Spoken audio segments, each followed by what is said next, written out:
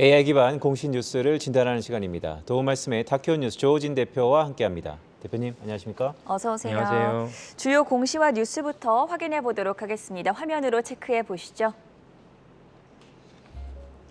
쌍용정보통신이 건강보험공단과 342억 원 규모의 시스템 관리 계약을 체결했습니다.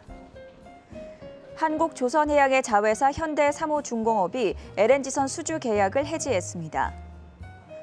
국민연금이 LG이노텍의 주식 2만여 주를 추가 매입했습니다. 광명전기가 삼성전자 평택 P3와 수배 전반의 계약을 체결했습니다. 네, 대표님, LG이노텍 건인데 그렇다면 국민연금이 최대 주주가 되는 건가요? 아니면 주요 주주가 되는 건가요? 예, 주요 주주가 되는데, 그러니까 주요 주주라면 이제 간단히 용어를 이렇게 분류해 설명드리면은 우리나라 5%만 넣으면 대주주로 간주합니다. 그러니까 대주주기 때문에 대주주에 해당하는 의무사항이 발생합니다. 그래서 이제 5% 넘는 즉시 이제 공시를 해야 되고요. 그리고 5%에서 10% 사이에서는 플러스 마이너스 1%가 변동사항이 생길 때는 공시 의무가 발생합니다. 근데 1%가 아닐 때는 이제 공시 의무가 아닙니다. 근데 10% 넣으면은 그러면 이제 플러스 마이너스 1%가 아니고 그 주가가 이제 그 지분율이 변할 때마다 공시를 해야 됩니다. 그래서 많은 기관 투자가들은 10%를 넘기기를 이제 꺼려합니다. 이런 이유 때문에. 그리고 또한 이제 주요 10%가 넘으면 주요 주주라고 분류를 하는데 10%가 넘을 때부터 사실은 이 주식을 매수하거나 매도한 단가를 또 기입을 해야 됩니다. 그러니까 사실은 자기가 어떻게 거래를 했는지를 갖다가 알리기 싫어하기 때문에 이런 맥락으로 이제 기관 투자가들은 10% 넘기기를 기피합니다. 근데 이번에 국민연금에서 LG이노텍의 주식을 이제 추가로 매수를 하면서 10%를 넘겼습니다. 그러니까 그 말은 무엇이냐면은 그만큼 LG이노텍의 미래 가치가 좋다. 10%를 넘겨서 부담은 있지만은 그럼에도 불구하고 LG이노텍에 투자를 해서 생기는 수익이 더 크다. 이렇게 이제 해석을 한 것입니다.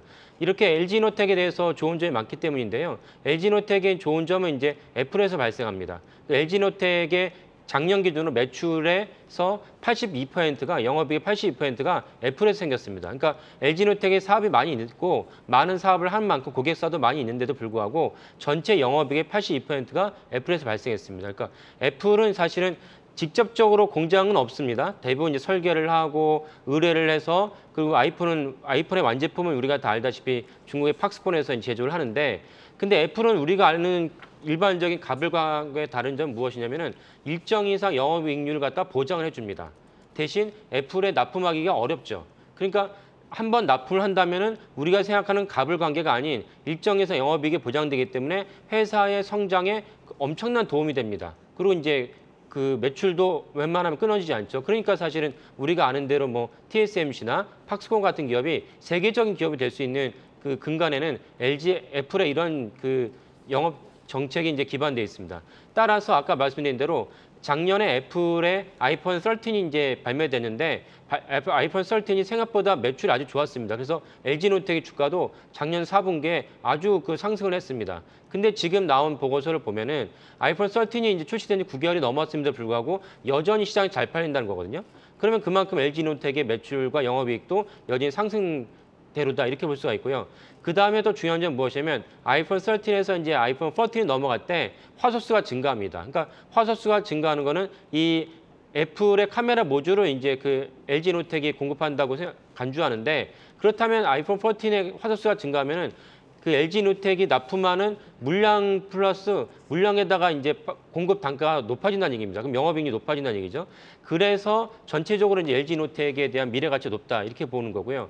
그리고 제가 이제 방송에서 한번 언급해드렸지만 조만간 애플의 이제 XR, 그러니까 그 VR이나 IR을 갖다 통칭해서 XR이라고 하죠. 이 XR 제품이 이제 출시가 임박했다고 이제 알려져 있습니다. 왜냐하면 애플의 사내 이사회에서 그 시제품을 갖다가 이제 시연을 하고 이사들이 봤다는 것이죠. 그게 이제 그 블룸버그 보도로 나왔는데 그렇다면 이제 XR 제품에도 반드시 카메라 모듈이 들어가야 됩니다. 그렇다면 결국 LG이노텍 말고 누가 쓰겠는가? 아까 말씀드린 애플의 전체적인 정책 기조를 봤을 때 새로운 어떤 그 카메라 모듈을 공급하는 회사를 갖다가 했을 거는 만무하다 이렇게 보는 것이죠. 그래서 이제 애플의 XR이 출시하면은 LG이노텍의 이제 매출과 영업이익이 동시에 이제 오를 것이다 이렇게 생각을 하고 있습니다. 참고로 이제 어저께 이제 우리나라 PCB 업체들이 많이 이제 주가가 하락을 했는데요. 그러니까 뭐 심텍이나 뭐 코리아 서킷가 많이 하락했는데요. 그것이 이제 어떻게 해석이 되냐면은 그 삼성전자를 비롯한 이제 안드로이드 스마트폰이 전체적으로 이제 매출이 이제 하향 전망입니다. 그 이유는 이제 우크라이나 사태 때문에 또 인플레이션 때문에 가처분 소득이 줄어서 전체적으로 한 10에서 20% 정도가 삼성전자만 기준으로 본다면 10에서 20% 정도가 그 내려갈 전망입니다. 그래서 삼성전자의 PCB를 휴대폰에서 PCB를 갖다 공급한 업체들이 어저께 대부분 이제 전체적으로 주가가 안 좋았습니다. 근데 LG노텍은 왜 거기에 그 타격이 없었느냐? 서두에 말씀드린 대로 LG노텍의 영업이익의 82%가 아이폰에서 나옵니다. 그러니까 아이폰과는 무관한 문제죠. 그러니까 그 삼성전자를 비롯한 중국의 안드로이드 휴대폰이 그 매출이 전망이 낮아진 건 무관한 문제죠. 그 심지어 아까 말씀드린 대로 특이하게 9개월이나 지났는데 아이폰은 여전히 잘 팔린다는 겁니다. 그러니까 LG노텍은 어제 주가가 거기에 타격을 덜 받은 이유도 그 때문입니다. 애플발 호재가 잇따르면서 LG이노텍이 가장 큰 수혜를 받을 것으로 예상되고 있고 그 연결고리 속에서 이번에 국민연금이 LG이노텍의 주식을 추가적으로 매입하면서 주요 주주에 등극했다라는 내용에 대해서 살펴봤습니다. 다음은 광명전기인데요. 어떤 내용입니까? 예, 광명전기는 이제 설명에서 알다시피 이제 전기를 갖다 배선하는 기업입니다. 근데 이제 그 광명전기는 이제 IMF 때 좀 아픔이 있었는데요. IMF 때 이제 최대 주주가 지금의 이제 이재성 회장으로 바뀌었습니다. 그러니까 그 바뀐 이유는 IMF 때 이제 워낙 그 업황이 안 좋기 때문에 기업을 갖다가 유지할 수 없겠다라고 당시 최대 주였던 신원그룹에서 판단을 해서 기업을 넘긴 것입니다. 그만큼 당시에는 이제 회사 존속을 갖다가 염려할 정도로 안 좋았습니다. 그러다가 이제 회사를 갖다가 친 경영진이 꾸준히 이제 경영을 착실하게 하면서 이 분야에 있어서 그래서 특별히 아까 말씀드린 대로 삼성전자에도 납품을 하는 것이 쉽지가 않습니다. 그러니까 삼성전자 납품을 했다는 것은 일정에서 이 회사의 제품이 이제 보장받았다라는 측면이 있고 그래서 광명전기도 오늘 공시가 무엇이냐면 삼성전자의 평택 캠퍼스에 135억의 수배 전반이라는 것은 무엇이냐면 전력을 받아서 받을 숫자입니다. 그걸 뿌리다. 배입니다. 그래서 전력을 받아서 실제 장치까지 이제 공급하는 것을 수배 전반이라고 하는데 이걸 130억 계약을 체결했다는 것입니다. 그렇다면 이제 광명전기가 그만큼 이제 기술력이 검증된 기업이다라는 걸 알 수가 있고요. 그리고 전날에도 GS건설에서 또 이제 짓는 그 데이터 센터에 약 120억대의 이제 공급 계약을 어저께 체결했다고 발표했습니다. 이 정도로 이제 어차피 전력은 누구나 다 써야 되는데 그러나 고부가 가치 산업에 쓰는 전력은 아무나 공급할 수는 없다. 그런 점에서 광명전기가 어저께는 GS건설, 오늘은 삼성전자에 공급 계획을 할 정도로 착실하고 이제 견조한 기업이다라는 걸 알 수 있습니다.